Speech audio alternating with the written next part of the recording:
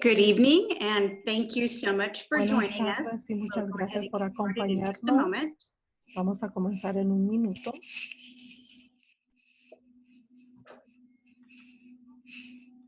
I'd like to thank you all for coming and being with Quiero us darle this las evening, gracias a todos por estar aquí con nosotros and esta welcome tarde. Letitia Allen, who will be Tenemos a facilitating Leticia this Allen, quien va a seminar. She's a facilitar. licensed marriage and family therapist and Ella one es of our staff terapeuta, counselors. licenciada para el matrimonio, terapeuta licenciada para el matrimonio y la familia. So before we get started, we'll go over Antes some de meeting comenzar, norms for vamos a a Zoom repasar algunas meeting. de las normas para las reuniones Zoom. Thank you for your patience. We are committed to starting and ending on time. Gracias por su paciencia. Estamos comprometidos a comenzar y a terminar a tiempo. We ask that you keep your microphone on mute until we are ready Les for pedimos questions and que answers. mantengan sus micrófonos en silencio. Use the chat Usen button for el troubleshooting during the botón Zoom de meeting. chat para cualquier problema tecnológico. Use the question and answer or Q&A for questions about content Use el in the botón seminar. para preguntas y respuestas para cualquier pregunta acerca del contenido. And then you'll see a Y little luego place where va you a can ver raise your un hand lado, to un ask a botón question donde or to va a speak. poder alzar la mano si So quiere please mark hablar. that Por if you favor, want to marque ask a eso si question. quiere hacer alguna pregunta. So throughout this evening, we will be Durante giving you toda esta information tarde about les children's vamos a dar behavior información and acerca de la effectively conducta managing de los positive niños y behaviors. cómo So if manejar you have las questions conductas during the positivas. Si tiene presentation, preguntas please use the durante la question and answer button at the presentación, bottom of your screen. haga o oprime el botón de preguntas y respuestas. As appropriate, we'll respond to questions during the meeting Vamos a and primarily las at the reuniones end of the durante presentation by Ms. Ellen. We will answer questions then. So in addition to Ms. Ellen, we have several panelists, and they include Robert Diaz, who is our coordinator of special education, Veronica Gonzalez, a school psychologist, Shelton Yoon, a SAP school psychologist, and then I forgot to introduce myself. I'm Katarina Roy-Shands, and I am the Director of Wellness and Engagement for RUSD.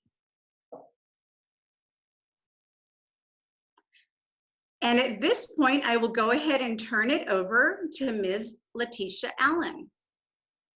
Hello all, thank you for joining us, and we appreciate you taking the time to connect with us and sharing this time with us here on the webinar. We are committed to serving our students and our families at Riverside Unified School District, and we definitely want to utilize every avenue that we can to connect with you all. So as we all know, today's times are changing. Our home life is changing, our children are changing, our work has changed dramatically as well too. And while we're experiencing all of these changes through the pandemic and changing times, our children may have various stressors and may be experiencing a numerous amount of changes in their behavior and their language and their mentality or their attitudes. So we've chosen today to talk about how to promote positive behaviors, where we'll kind of touch on the parent-child relationship, we'll touch on parent positive language and encouragement. We'll also talk about reducing challenging behaviors, and we'll touch on clear and respectful limit setting, response cause system. I call that the golden rule. That is your leverage, and we'll get into that a little bit later. And we'll also talk about early life habits. We'll talk about consistency and follow through and learn some tips and tools that we can utilize in order to help our children foster healthy habits very early on. And again, like Ms. Katarina stated, we'll take any questions at the end and any work throughs if you have any questions about your children and or the topic today. All right, so the goals and benefits from this presentation is by utilizing the quick tips presented, you may see an increase in the behaviors that you desire from your child, a decrease in the undesired and challenging behaviors, an increase in compliance, and we'll talk about that pretty soon here, increase in communication, healthier attachments, and an increase in your child's confidence and self-esteem. And there are several things that we'll touch on pretty quickly today.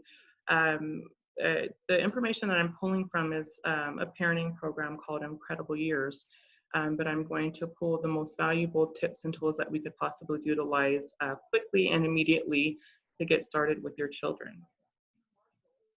All right, so the first topic is promoting positive behaviors. One of the first things that I really want to talk about is the parent-child relationship. I'm going to talk about the quick tips, but first I want to share with you what are the benefits to having a healthy parent-child relationship. The benefits are, number one, offhand, you're definitely going to have an increase in compliance. Your relationship with your child is the foundation for everything, for allowing them to be encouraged, allowing them to be successful. Having an open communication with your child is everything. So we'll talk about a few quick tips that we can utilize in order to enhance the parent-child relationship. And I'm going to use the term we and us a lot because I'm a parent myself as well. And everything that I mentioned today that we talk about in this webinar is not only something that I'm a firm believer in, but something that I utilize myself as a parent too. All right, so one of the first things to enhance your parent-child relationship is one-on-one time. That simply means dedicating an amount of time to just you and your child. And it can be challenging at times, especially when we have different tasks that we have to do throughout the day. We have work, we have cooking, we have cleaning, or we may have other children in the home that we have to attend to too. So when you think of one-on-one time, it doesn't have to be something elaborate. It doesn't have to be something costly. It can simply be 15, 20, or 30 minutes, okay? And during this 15 or 30 minutes, what you really want to do is allow your child to lead this time. And on the next point, that's why I have child-led time. And what that means is allow your child to choose what you're going to do for that committed time that you have. If it's 15 minutes and your child's name, so your child's name is Jonathan, you'll say for 15 minutes, you and I are just going to spend this special time together doing whatever you want to do. So your child may want to pick some coloring. They may want to play a video game, which is more realistic these days. They may want to watch television or just find an activity. And like I said, I know it can get challenging, especially when you have multiple children, but again, it doesn't have to be a long time. If all you have is 10 minutes, commit the 10 minutes, and that 10 minutes will go so far. Let me tell you a couple of the benefits to doing this to this one-on-one time and child-led time. Your child will feel valued.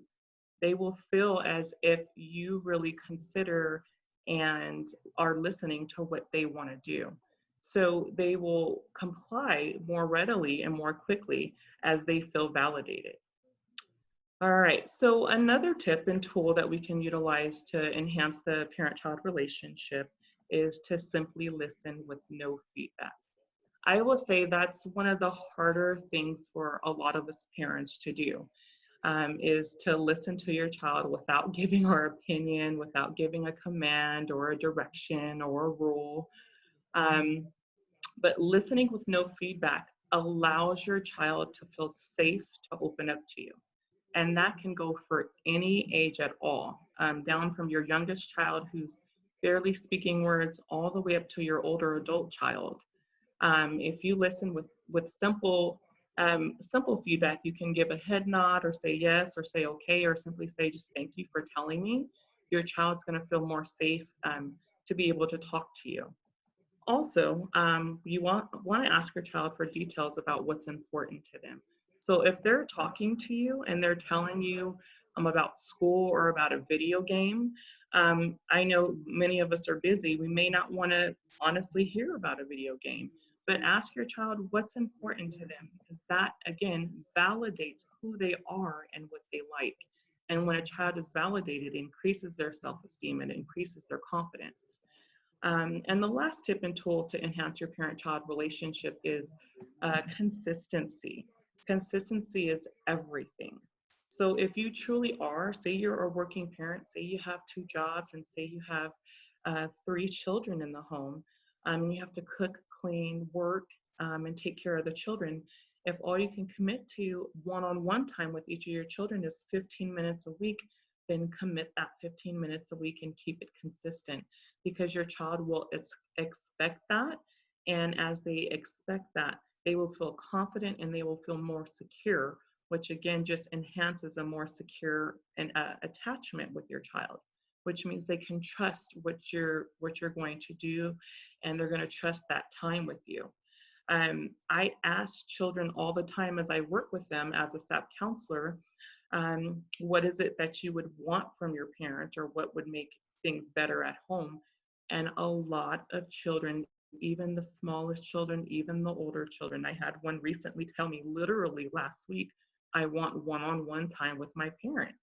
And one of the complaints was that, you know, the baby brother's always there and he doesn't get to do the things that he used to do. So it shows you that children really do value that time with their parents one-on-one. All right. So our next topic that we're going to talk about of how to promote positive behaviors in our children is positive language and encouragement. The quick tips that we're going to discuss, the first one is reframing expressions. What that simply means is changing your language to a positively framed language. And this can be challenging and can take time to do, but I'll kind of explain it just a little bit and give some examples. So how you can reframe your expressions with your child. If you have house rules, like no running in the house or no fighting with your siblings, simply switch the language around and use positive language. So how you would say, instead of saying no running in the house, you would tell your child to walk safely. Or if you don't want your children to fight physically, you would say talk kindly or be kind with one another. And the reason why there's a strong benefit to reframing your expressions to your children is you always want what you want them to do to stick in their head. Okay, and if you utilize that, your child, the last thing that's going to be in their head is to sit quietly or to walk safely. So reframing your expression always can help, if it's done on a consistent basis, can help our children be able to do more of the behaviors we want them to do. Also, the next quick tip is to recognize child behaviors that need praise.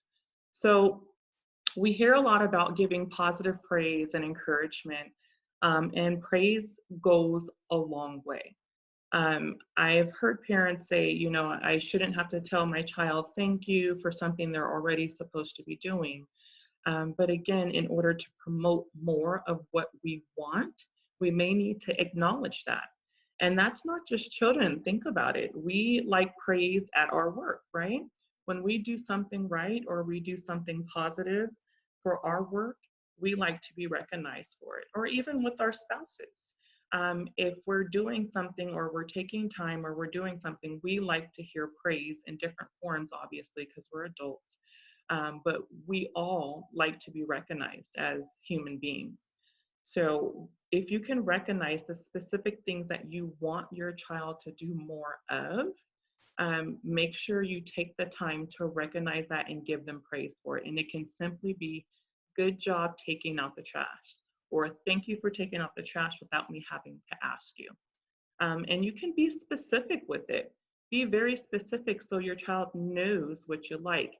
And there's an advantage to this. When your other children, if you have multiple children, and your other children hear you recognizing one of the others, they're going to hop on the bandwagon and they're going to want to do it too.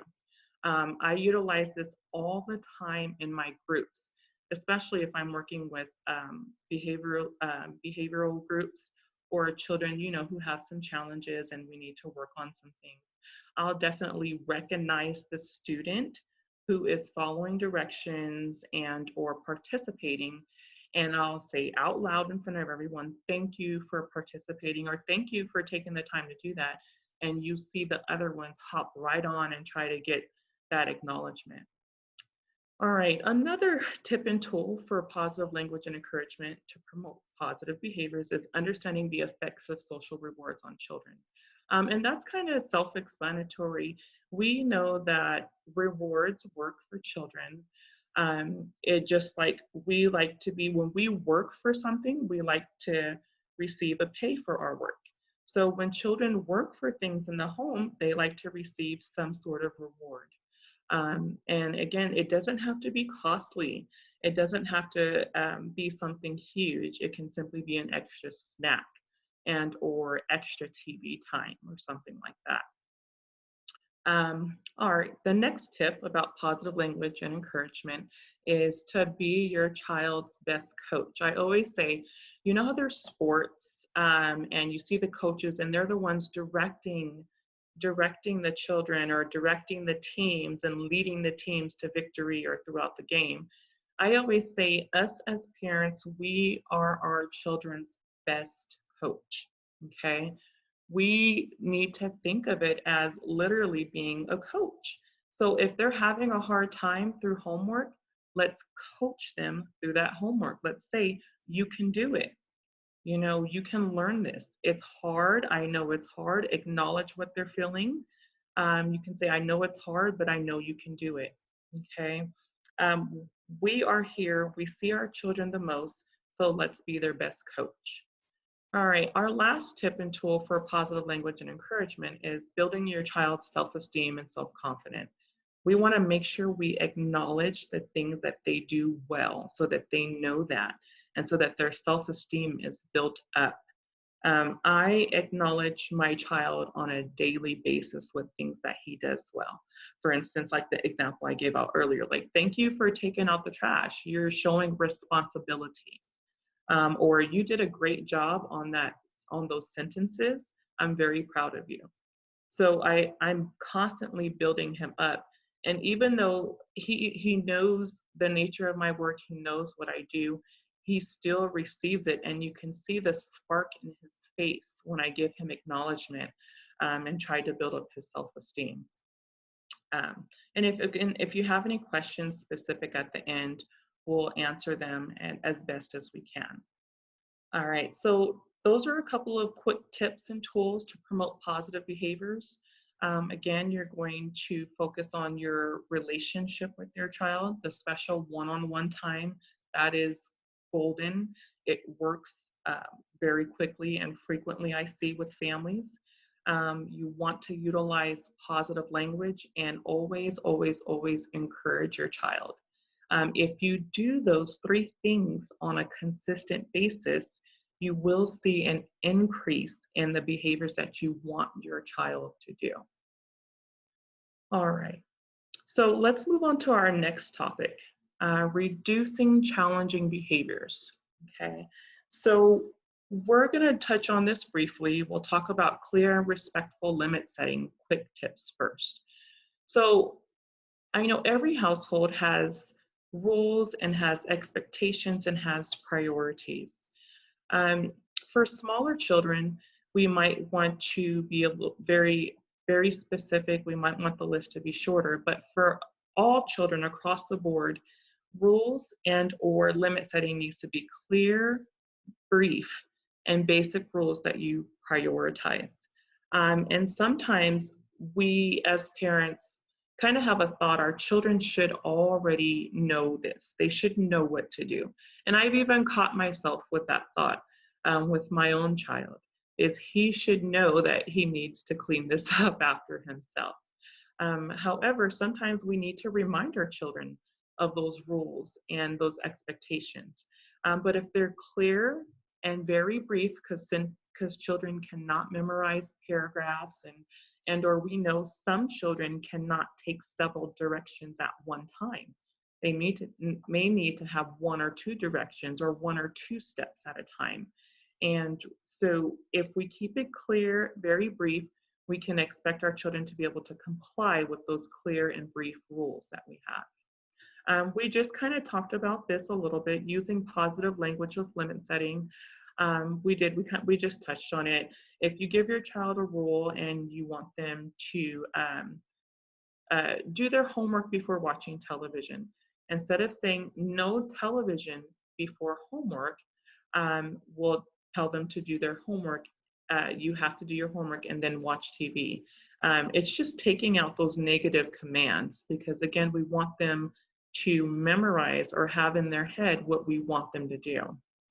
And I'm going to jump down because that kind of goes hand in hand, to use when and then or first then language commands effectively. So you can do that with your limit setting. So for that same example I just used, instead of saying no TV until your homework's done, we can say first do your homework, then you get to watch TV. And you can make that statement clearly. And if you use that consistently, you don't have to engage in, arguments with your children or any, communication back and forth. Utilize your statements very clearly, very briefly. And if you do it consistently, that will become the expectation that your child will have to live up to in order to earn what they want. And we'll talk about that in just a moment. All right.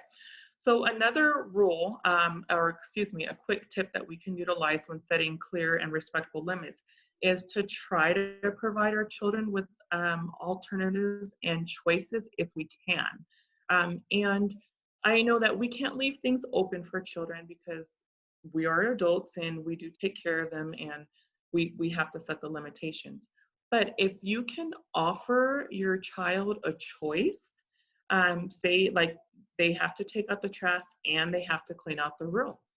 If you can lend that short amount of control to them, basically you're giving them a choice, and then they have to take accountability for that.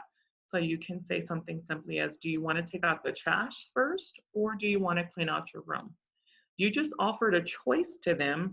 They have control at which choice they get to choose, but yet you're still setting your clear and clear expectations of what needs to be done. The last quick tip for setting clear and respectful limits is we want to always incorporate warnings or reminders with our children. We don't want it to be an all or nothing, especially if we are truly having a behavioral issue with our child. If we come in as authoritarians and we don't give them the opportunity to earn things or the opportunity to correct their mistakes, children give up. And I see that very frequently with our children who have behavior challenges. They kind of give up. They're saying, well, I'm not going to earn it anyway, so I'm not going to do it. I can't tell you how many times I've heard that. That's why we want to give warnings. We want to give reminders. We want to give an opportunity to earn things, because we always want them to feel like they can correct it. And that's the value in giving a reminder or warning or like a second chance to something. And again, if you have any questions or have any specific scenarios that you want to run through, we'll definitely take those questions at the end. All right. So in addition to setting clear and respectful limits in order to reduce challenging behaviors with your child, next we're going to talk about response cost quick tips. I have little gold marks because this is your gold, okay? We call it response cost because it's basically, what is your child willing to work for? I always tell parents, basically leverage everything. Simply switch things around. We tend to forget sometimes as parents that television, video games, playing extra outside with friends and things like that, those are all privileges, right? So let's simply, instead of utilizing things as a consequence and finding ourselves in a constant battle with our children, having to take things away and going in the same cycle. I hear this several times too, like my child would be good to earn what he wants, and then as soon as I give it back, because it was used as a consequence, as soon as I give it back, then they're right back to the behavior. Well, if we simply flip things around from the very, very beginning and title it a response cost, and have our child earn things, then that eliminates that whole challenge of having to give consequences. And how this looks is simply like this. If my child likes to play video games, he likes to play Fortnite.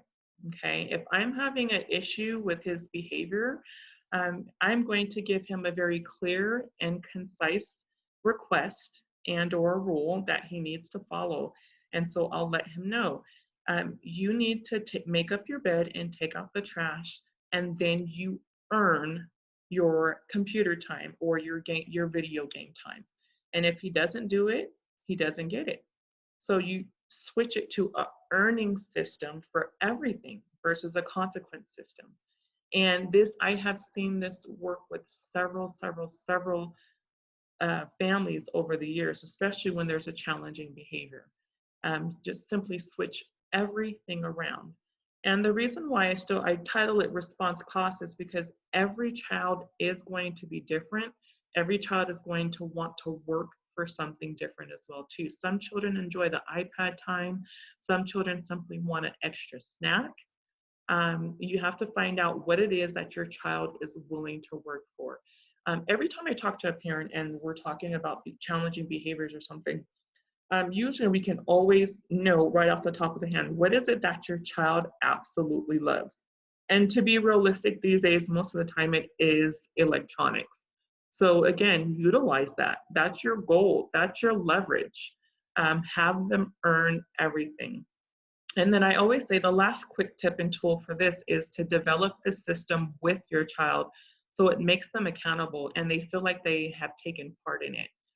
So how this would look is something simple like I'll sit down with my son, Jonathan, and I just simply sit down with him. We'll write it out.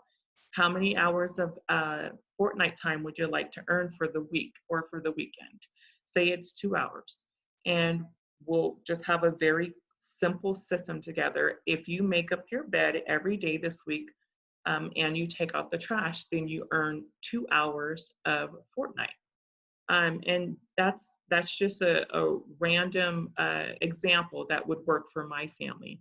So what you'll need to do is you need to figure out what works for your child, because every child's going to be different, and you do it on your own terms. If it's 30 minutes of TV time, it's 30 minutes of TV time. If it's 4 hours extra outside or something like that your child wants to earn, believe me, children will work for what they want to earn. Okay, so that's the last tip and tool for reducing challenging behaviors. So again, you in order to reduce the behaviors you do not want your children to do, you need to be clear and concise with limit setting, give clear basic rules, use positive language with it. And then again, you want to flip everything around. Instead of using things as consequences to take away, make it an earning system. If you earn time or you earn this privilege. All right. All right. So our next and last subject is early life habits. So I kind of touched on this through the whole system here of promoting positive behaviors and decreasing negative behaviors. One of the first thing that will develop early in life is the earning of privileges. So just to go right hand in hand with what we just talked about with decreasing negative behaviors, if you really think about it, what you're doing is you're teaching your children that they have to work for what they want, which is true. In order for us to earn our paychecks and our salaries, we have to work for it. So if we switch to those earning systems, we are teaching our children early on that we just don't get stuff for free, or we don't get get better things in life without having to work for it. The next tip and tool is consistency. And I always like to say, I know that we are very busy as parents. We have work, we might be in school, we have to cook, we have to clean, we have to spend time with their children, but consistency is everything. And if you're showing your child the importance of consistency by you being consistent, they'll pick up those habits early on in life. And we know that consistency is what's going to allow your child to be successful in life. Also, the next tool is follow through. So if you tell your child they're going to earn something for something that they do, it is so, so, so important for you to follow through with it. So if I am going to offer video game time to my child and I tell him he earns the 2 hours and he does everything that he was supposed to do, I need to give him that 2 hours, because children eventually won't work for it. They won't want to earn it. They'll feel like they're working for nothing, or they're kind of feeling defeated. And I have heard that multiple times from the children that I work with that have some challenging behaviors, is say they were offered a reward or they were offered like allowance or something and they didn't get it. So then they kind of feel defeated and like they don't want to work for it. So follow through is important for us to do. And what we do also is we're modeling for our children the importance of their follow through. I stress that every day to every student that I work with and my own child, that we need to follow through and complete things, because that is the way to be successful in life. Also, the last thing that we can help develop early in life for our children is respectful communication. So that using the positive language, flipping things around, as far as how we word things, is we're teaching our children to communicate respectfully. So let's model that as parents and as educators, or in our own roles, wherever it may be as a family member, is to talk to our children with respect. It's very important that it goes both ways, because again, we're modeling for them how we want them to be. And even if we don't think that we're modeling things, we really are. Our children, as we know, pick up habits and pick up things from us. So if we're intentional in how we communicate and it's respectful, we can also utilize that with our children too.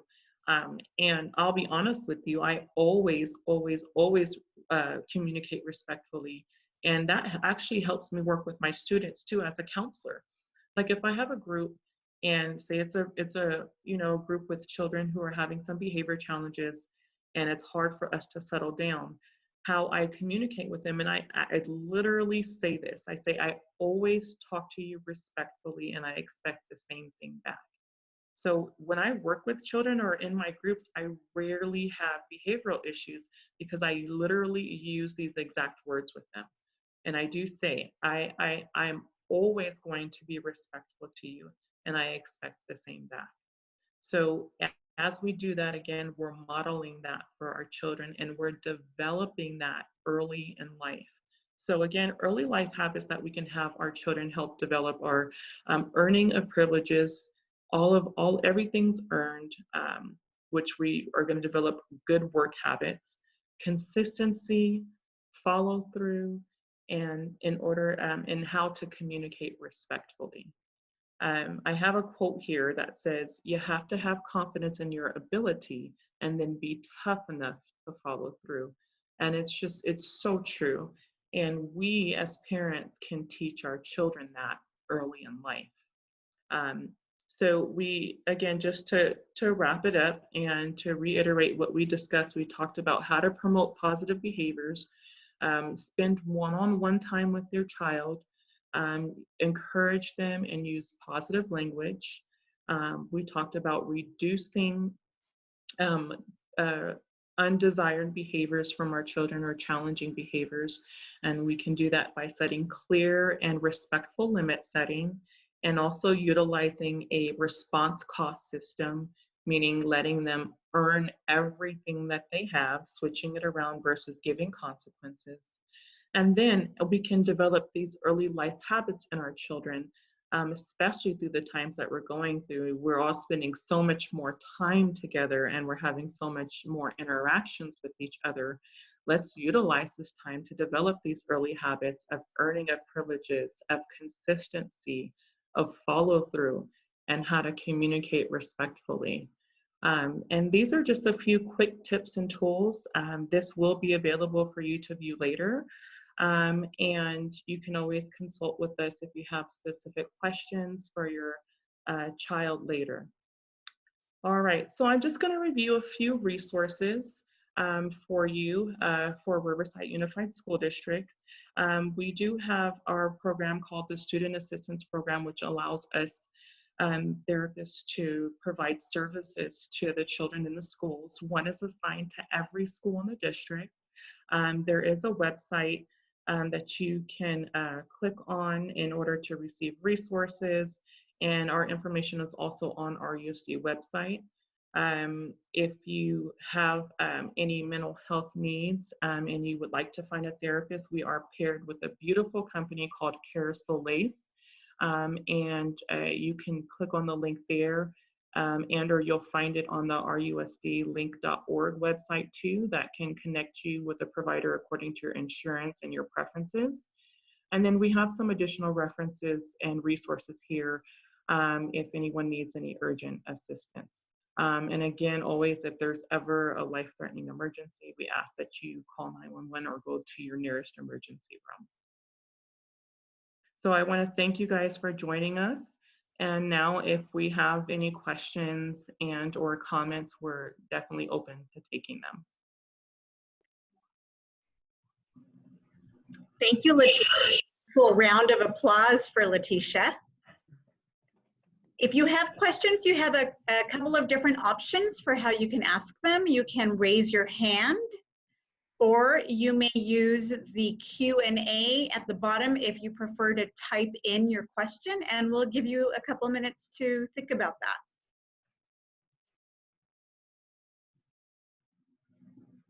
It's looking like maybe there are not any questions.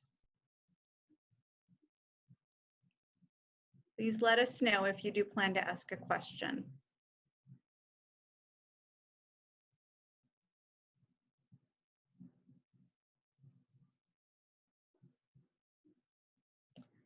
Well, in that case, please take a look at this last slide. It has information if you need it. Oh, it looks like there is a question. Yes, we do have a question from Laura Gordillo.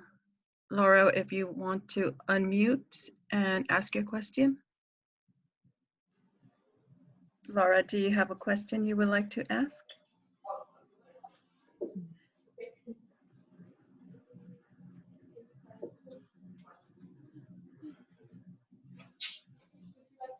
Laura, you are unmuted. You should be able to ask your question. She put her microphone back on mute. Just went to mute.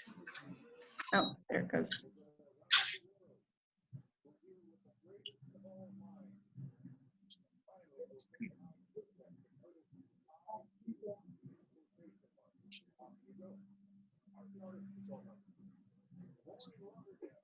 Well, I guess my question will be, if you have a child that has not had any kind of strategies of like giving them rewards for doing something, what would be the best way to start them to reward them for doing certain things like chores or like homework? Okay, so just to understand clearly, you want to know what would be the best way to start your child on rewards? Mm-hmm. Okay. Exactly, when they have not been on that system per se. Yes, of earning of things. Now, let me ask, is it just something that you want to incorporate in general with your child, or is there any type of specific challenging behaviors that you would like to stop? Just to incorporate it in general. Okay. Mhm. So yeah, so what I would do is start with asking just simply, and may I ask how old your child is? 11. 11? Yeah. So simply ask your child, is there anything that you would like more of or anything that you would like to earn? And children will tell you whether it's, you know, more phone time with their friends or whether it's a snack or ice cream or something like that. And just simply start with making a statement of, you know what, if you do this chore once a week, or if you help out with the dishes, I'll take you out for ice cream. And or you can earn extra time on your phone with your friends. And it's as simple as that. Just simply ask your child what it is that they would like to work for. Okay. All right. Thank you. Mhm. And did that answer the question? Do you, Yes, you did. okay, okay, thank you. Thank you. Anyone else with a question? There is no other questions in the Q&A, and I don't see any other raised hands. All right. So again, here you can see information in case you don't already have it related to school closure, meal services, any additional parent and student resources, and then of course for technology support. So we want to thank all of you again for coming and joining us for our second webinar. We appreciate your time and attention, and all of the panelists who were here at the ready. Thank you so much for your time and attention and attendance. And most especially, of course, our esteemed Letitia Allen for putting on this presentation and for sharing her knowledge and expertise with us. We appreciate you. Thank you. Good night, everyone.